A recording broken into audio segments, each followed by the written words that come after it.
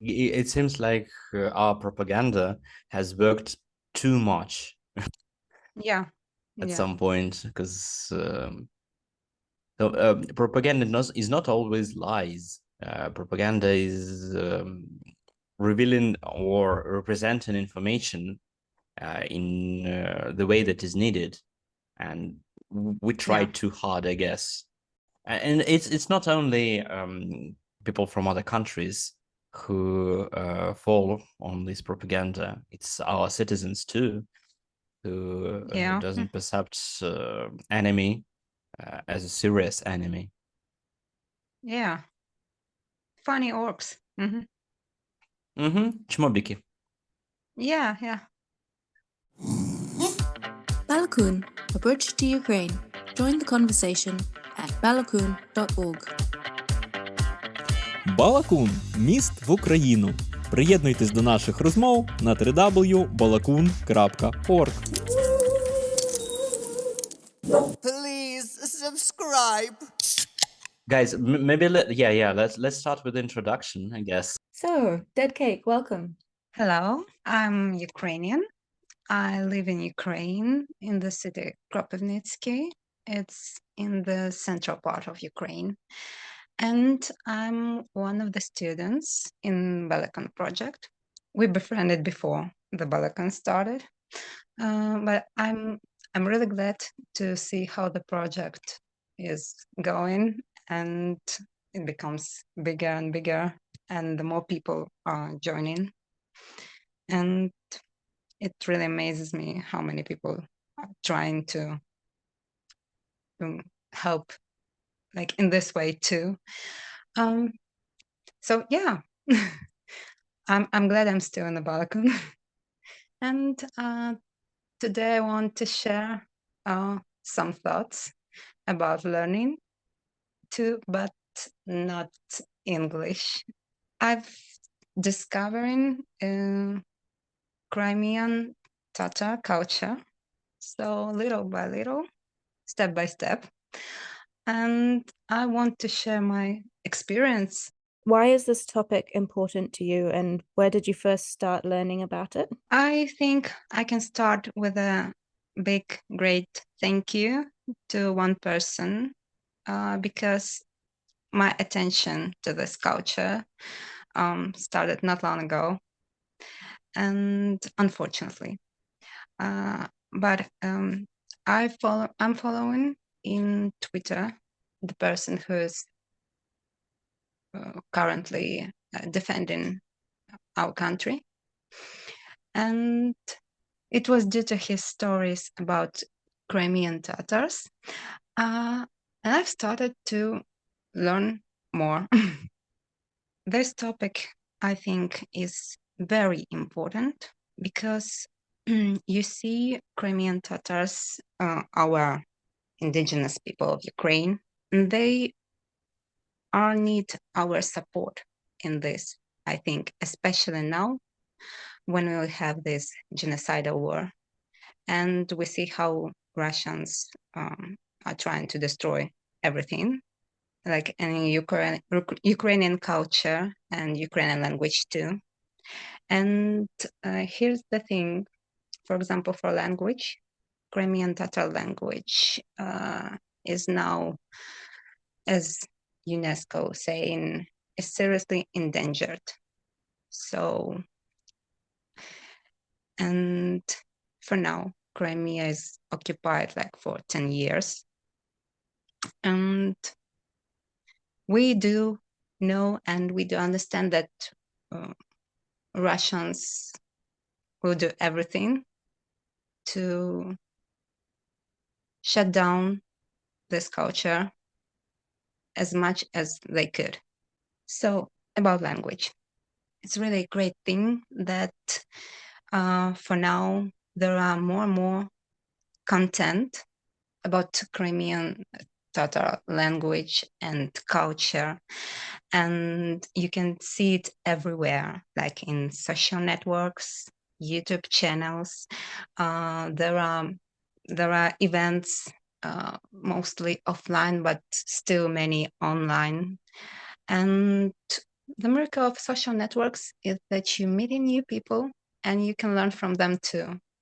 So for now, I have acquaintances who are Crimean Tatars, and I'd like to support them as well because they're doing great thing, really important and great thing. They share all these resources, all these channels. They share their beautiful language, which I start to learn. But for now, I'm know only a few words, but still it's beautiful. I think we, as a Ukrainians, we should support this and we should do the same. We should share as much as we can so that other people who don't know anything or they know very little about this culture, about these people, so they can see more, so they can learn more. So today's news is It's not fresh news, actually. It's news from the 19th of February, as this campaign has started. The campaign is called Letters to Free Crimea, Write Warm Words to Political Prisoners of the Kremlin.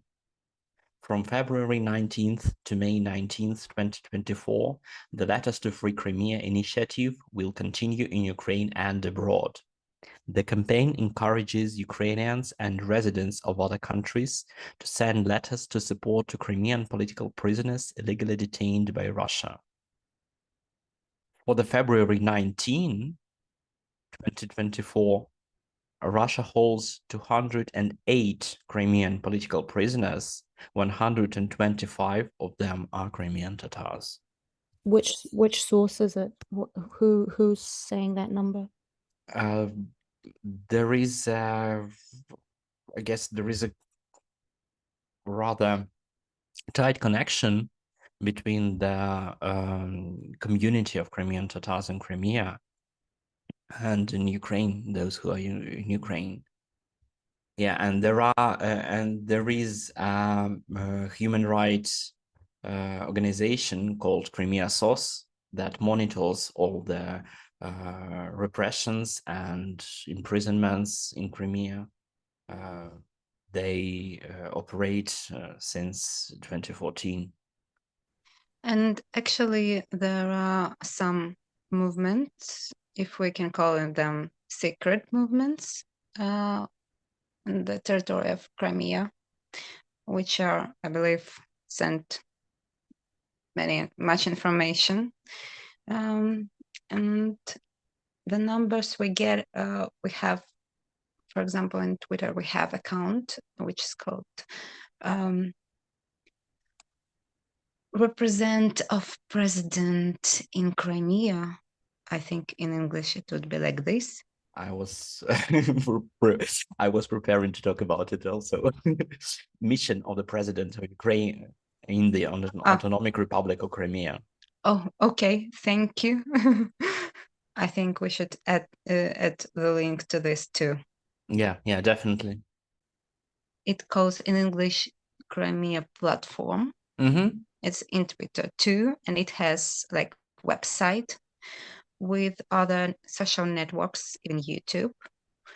So, and they provide information about imprisoned people in Crimea and the numbers too.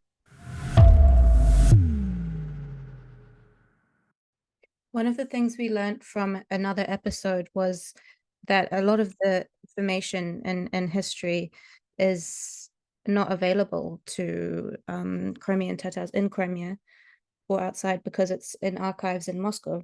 So there's still pieces of history that they're putting together from limited sources.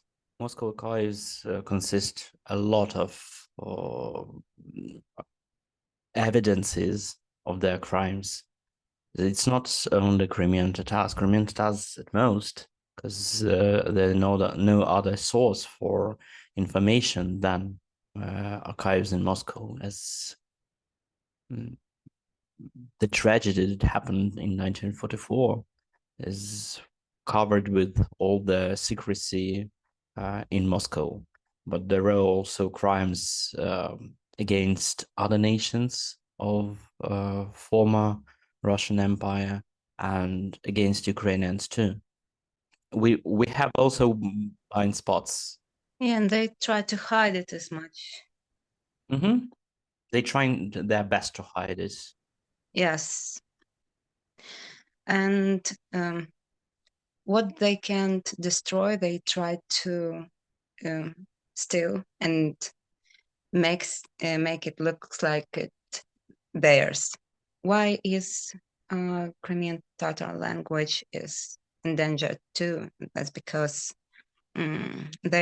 Russians, they shut down schools, libraries, all these information resources and this knowledge, which are older generations, they try to share with youngsters, so the language could live. But yeah, it's hard. So it's very hard. So at this point, we should, for those who was lucky enough to go to Ukraine territory, which is not occupied this moment, so there they can make more content. They can explore more of these ancient books, ancient information, old information too. They can explore it, and then they can share it. Actually, I just wanted to add to what Dedicated told about exploring the history, about exploring language and culture, and everything that is Crimean Tatar. It was not that popular several years ago in Ukraine itself, I guess before 2014, and now in Kyiv there is a Crimean Resource Center where there are a lot of lectures, there are a lot of events that take place. Yeah. That's really important. Yeah, and there are a few universities which can provide students with the course of learning of Crimean Tatar language, for example, and there are many teachers who are not providing private lessons, and there are much more platforms, for example, for children or for older people, which help to learn, like this two-sided, both in Crimean Tatar language and in Ukrainian. For example, songs, books, movies. So the people can join these courses. They can learn it, like not like me, by this reading posts or reading Facebook, or just talking to my acquaintances who are Crimean Tatars. So if you want to learn serious, you're now able to do a lot more than you could have done, I don't know, 10 years ago. And it's really great. So there are a lot more resources now for exploring if people want to find them. I'm gathering all the links that I can get from my friends and just from social networks. For example, in Instagram and in YouTube, there is in YouTube, for example, you can watch a playlist of short lessons. It's like really for 6-8 minutes from the teacher. Her name is Mamure, and it's really easy, and just you can watch one lesson for 6 minutes and you know already so much. If you let me, I'll share the links with you. Yeah, we'll put all the links in the description. So if anyone wants to find out more of these resources, just have a look at the description. And it would be useful, for example, for Ukrainians who wants to learn something, because like most resources have like Ukrainian translation, but on the other side, YouTube provides you with this automatic subtitles. It's not perfect, but it helps you understand a big part of the information and still could be interesting for other people. But I'll leave a link to some Twitter accounts which provide information in English. And it would be great if people from another countries will share these posts or something that they learn too, because it's really important. It's not only about culture and language, it's important about people too, because there are so many Ukrainians and Crimean Tatars who still live in the occupied territories. And I don't know, we can't even imagine for so long how many fear and how much fear and how much terror they live through like every day. And it's like you don't see the news about this anywhere. Like very small amount of media, social media, for example, share this information. And this is very important too. So the people who live in occupied territory, somehow they still can get information about what's going on in the world and in Ukraine. So it's important for them to know that they've been heard, that we still care about them, that we would do as much as we can, like in an individual, as a person, and as a nation, to stay with them and to support them. There are also Crimean Tatars in the armed force of Ukraine who are currently defending our country, and majority of them, they can't even tell their names or share their faces, just because still there are family members who live in the occupied territories. I've been learning a few words, and it's actually, when you start to learn, it's really a new language for me. So when I've joined the Balakun project, I was already on the B1 level, I think. So it was like, it's not like I'm learning, it's like I'm practicing. And with Crimean Tatar language, it's just all new to me. So some letters sounds different, not like you used to, for example, with English alphabet. And when you Have you learn managed to new pronounce words, the sound k? no, I haven't also. I haven't worked with pronunciation because I think I'm just too much beginner for this. I want to learn more about words and more words, and then try to work more with pronunciation. But I have a friend who recorded for me some words, so I can hear it and try to repeat it well. And I myself teach my other mentor some words of Crimean Tatar language, and Wow.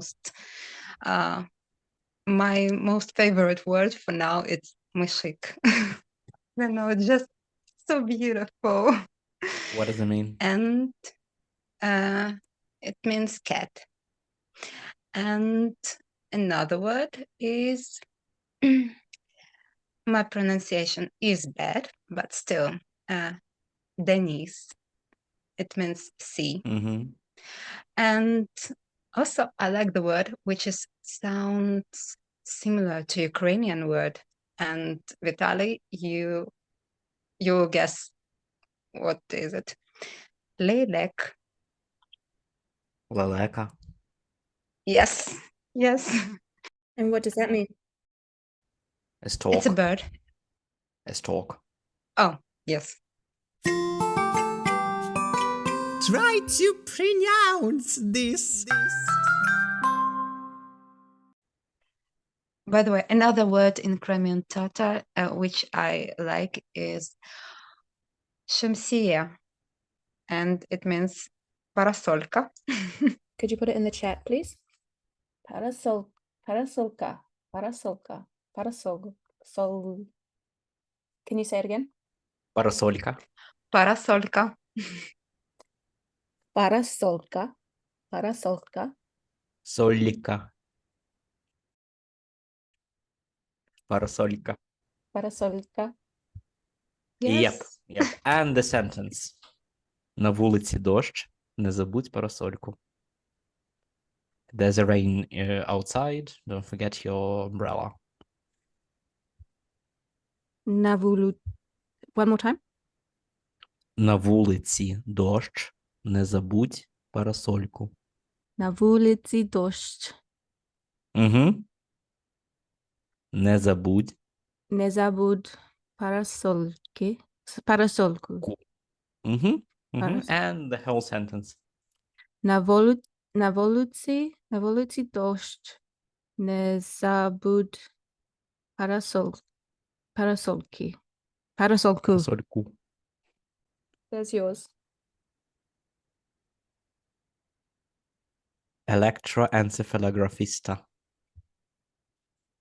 Rebecca will be so proud. And the word for dead cake? Oh, for me too? Yeah. Oh. Rural. Rural. Well done. Rural terrain is terrible. What's Rural terrain? Terrain. Terrain. Okay. Землянин. What's terrain? Землянин. Okay. Землянин. Rural terrain is terrible. Great. You mentioned Denise, and I remember that the song. I've texted it on the music channel at Discord. I was wondering why Jamala didn't include that song into her album. The song Bizim Taraf, our land, our motherland, and the song starts with Kara Deniz, Black Sea. Maybe it's due to limit of the songs.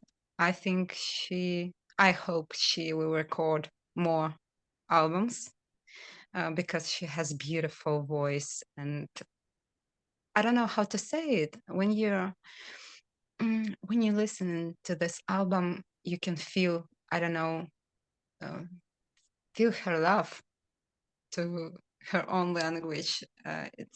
It sounds different. Like I heard her when she's singing in Ukrainian, when she's singing in English, but when she sings in Crimean Tatar, it's like another level. It's like something.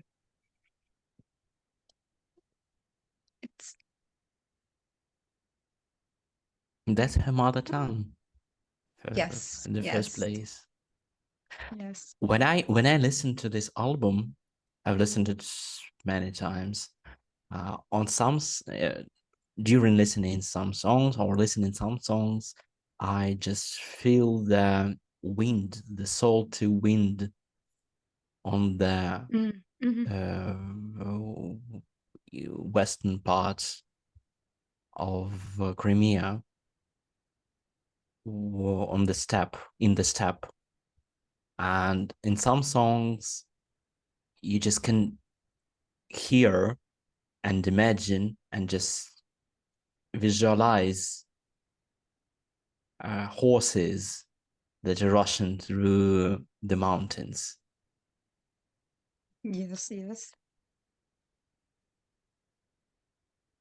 And do you know Crimean Tatar language, like some level? I think that my level is maybe worse than yours. I just know several words. I know some grammatical stuff, some common phrases, but very little, very few. And I just remember that they have this very unusual way of word building, as they add words in the end at some suffixes, or add words in the end of the word, and it changes its meaning. Like the structure of the language is very unlike Ukrainian or English, because in English and Ukrainian, they are mostly the same. And in Crimean Tatar language, in Crimean language, it's very, very much different. So you're talking about the sentence structure or the way words are structured, or both? The words are built. Like they have this man, mean I, and something that is my, they put that man in the end of the word, and that means my something. Yeah, I've been taught that, for example, the word bitam, and that's my grandma, and bita is without m at the end. It's like just grandma, not mine. So that's And the changes, yeah. So that's it. It doesn't it doesn't goes that the m goes just after the word. It combines with the word and changes its meaning. And I like this affix, which add to the word to make it plural. Two of Lar. them. Lar or ler. Yeah. Lar. Lar or ler, I both. Like I this. like how it sounds. Balam is child and balalar is children, and it sounds just beautiful. And so it would be great if the people on this project, they're helping Ukrainians to amplify their voices to the world, so the world would know what happened and still happens. So it would be great if people will share about Crimean Tatars too. Okay, happy end.